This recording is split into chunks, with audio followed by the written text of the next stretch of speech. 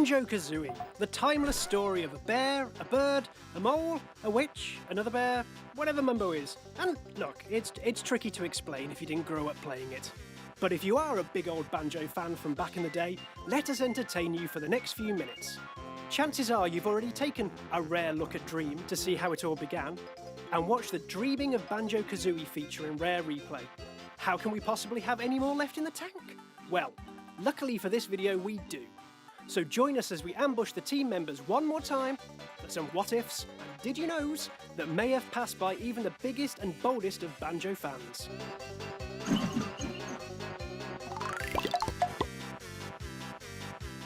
A lot of little facts here, herded together to form one big one.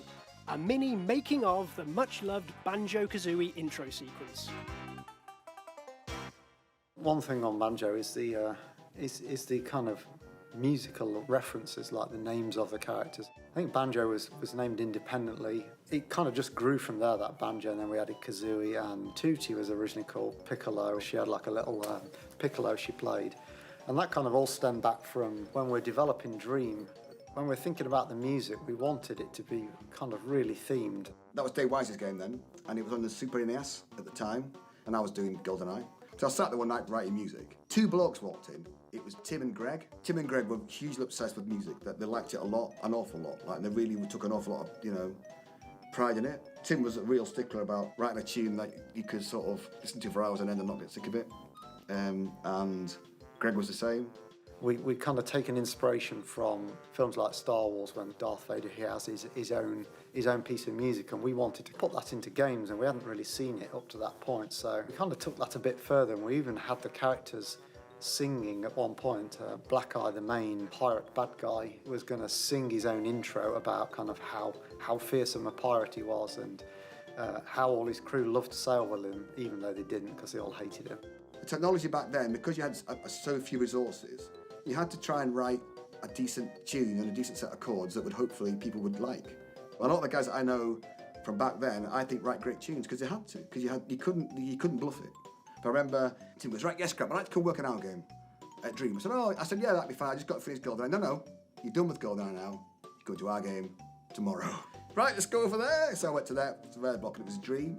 So I had to work with Dave at the start of that. So Dave had got some tunes going, I got some tunes going, and we kind of got going out. And halfway through that, Chris Tamper had his game, I think it was RC Pro Am Racing, something like that. It was an older game of theirs and that kind of thing, and that turned into Diddy Kong Racing. And then Chris said, well, we want Dave on that, so I got to have Dream, which is nearly Banjo to myself.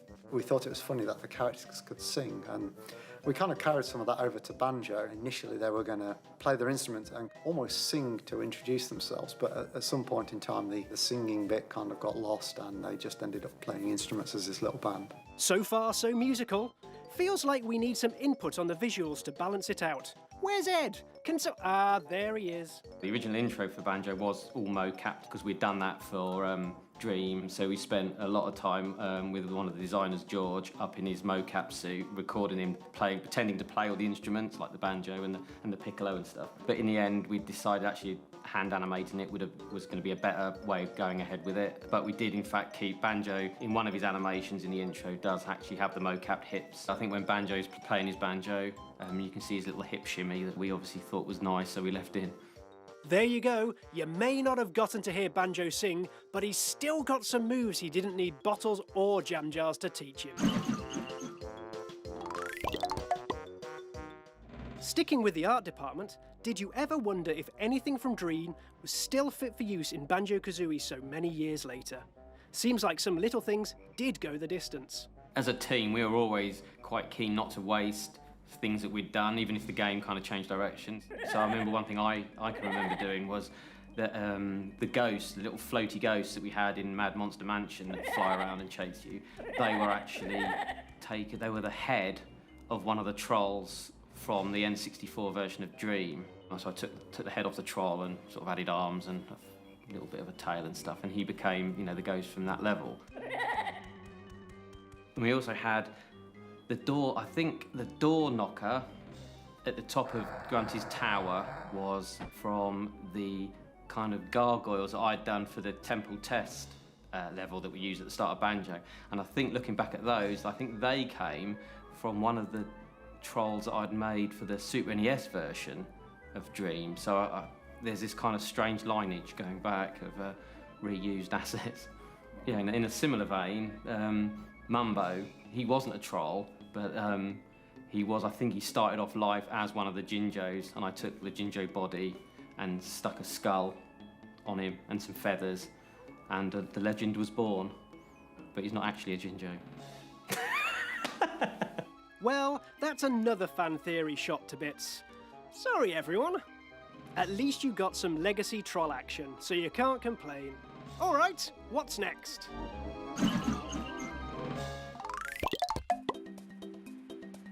Another cluster of factoids here, themed around one of the Banjo series' other defining characteristics, the voices. Some Mumbo Jumbo to get us started, perhaps. Me and Greg had this funny thing about, you know, Leicester lads are going, come on, have a go, if you think you're hard enough. That was like the Yobbo chant for the football matches. So we thought it'd be funny to stick it in the game. And I thought, that can be Mumbo's talking voice. So originally the chant appeared in the Mayhem Temple music, which was supposed to be in the first game that ended up in the second game. And so I had the samples, I cut them up and just said, oh, play randomly, random pitch when Mumbo talks. So like, that's his talking voice, it's just me doing with those syllables cut up. And he's randomly. There are a lot of weird noises and pseudo phrases that some of the characters in Banjo-Kazooie say. They were often based on things that were going on within the team, where other people would pick up on them and find some comedy. Mumbo would shout "Umanaka." Umanaka, I've been through that an awful lot. I don't think I need to go into that anymore. A member of the team was having worries about a potential medical problem that they might have, and when they would turn up late in the morning from a doctor's appointment, they'd walk up the corridor and shout "Uminakas." Uminaka was like almanakas, so I had a slight problem at the time, which I thought was amazing. That's good. You were always endearingly open about these things, Grant. Now, what other audio insights have you got for us? Clanker's voice is just the banjo samples pitched way down, so it just goes whoa like that. That's his samples like that.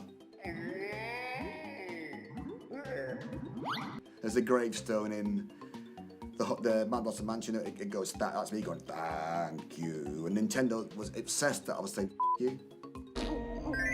Thank you. I have to change it up to that. No, it still sounds like you. So, do you really think I'm going to say that in a kid's game? You know, and they wouldn't believe me. I had to record it about 50 times. Not the first time we've been suspected of smuggling in rudeness. It's a complete mystery how we ended up with this reputation. Now, let's have a few words from a slightly more youthful 2015 vintage Greg. We've heard whispers of a grunty boss battle aftermath that never quite came about. In the first Banjo, we had this mode at the end where Gruntilda died and this kind of spell goes up in the air and it comes back down again, it smacks into the ground. But originally, that spell struck Banjo and turned him into a frog. It was like Gruntilda's final say, and then the idea was that the player would control Tooty, Banjo's sister, that you just rescued, and she'd go round all the levels again, collecting these, I can't remember what they were, coins of some kind, I think they were, to actually reverse the frog spell on Banjo. So it was a way of kind of having a game mode within a mode at the end. And Bottle's Revenge was just another version of that. Short and sweet, and one step closer to justice for Tooty. See, we did care, even if we just stuck her face on a milk carton for Banjo-Tooie.